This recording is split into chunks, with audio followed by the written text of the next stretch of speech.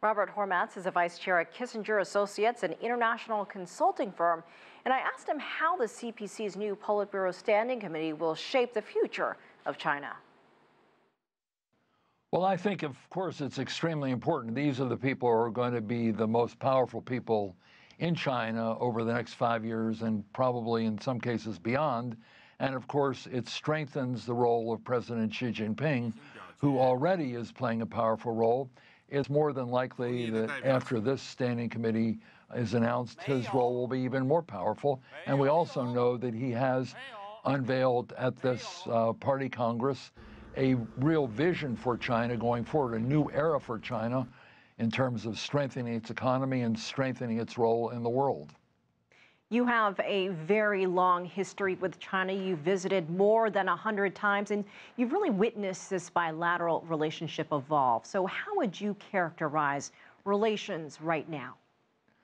Well, I think relations right now are in a new stage because China is now a very powerful player in international trade, international finance, on global security issues, global political issues. And therefore, I think the U.S. has to look at China in many ways as a competitor, but also it has to understand that if anything is going to get done of any major consequence in the world, it probably is going to have to involve some substantial measure of cooperation and coordination between Beijing and Washington, like 2008, when the two countries worked together to resolve the financial crisis, dealing with global trade issues, financial issues, dealing with Korea, dealing with proliferation issues around the world, dealing with climate issues. If the United States and China don't work together, the prospects of movement, positive movement on the global scene are much less likely to occur.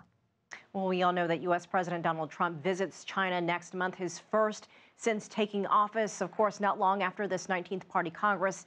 Tensions on the Korean Peninsula, as you mentioned, as well as some domestic political turmoil here in the United States. So how important is this meeting, and can it build on Presidents Xi and Trump's first meeting at Mar-a-Lago back in April? Well, I think it's important for one major reason, at least to start, and that is President Trump talks a lot about China, but his understanding of China is really quite limited. This visit, I think, can help him understand better what China looks like. The fact that China is a very strong player, a very assertive player on the global scene. He'll see a very modern, very dynamic China with a very confident leader. And I think that will help at least understand better the country he's dealing with before he talks about it so much without so much understanding. But the second thing is, it's an opportunity for Trump, once he understands China better, to work with China, or at least identify ways in which differences can be managed and in which progress can be made. So that all being said, it is President Xi's turn to host Trump there in China. So how persuasive can he be? What kind of influence can he have on President Trump on issues where they don't see eye to eye on his home turf?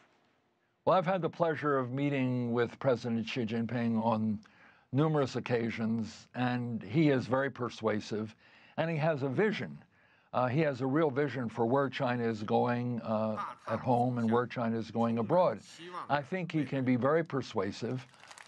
I think he can be persuasive in part because he'll help President Trump to understand what China believes its interests are. President Trump, on the other hand, has an opportunity to be clear in conversations with President Xi about where he thinks America's interests are. So this is an opportunity for the two of them to work together on these urgent situations, North Korea being the most acute, but also trying to figure out ways in which they can work out these trade differences. We do not want, neither side wants, I think, a prolonged trade confrontation with the other. That, in a way, is not going to achieve very much, but also clouds the environment, makes it more difficult to make progress in other areas. So it's a good opportunity for them to each clarify their positions and try to figure out on this visit, where they'll have time to sit down, areas where they can work together. And this is not going to be easy. These two countries have strong interests. They're not always the same. But finding out where they are the same or where they converge, that's really the test of this summit that's coming up between the two presidents.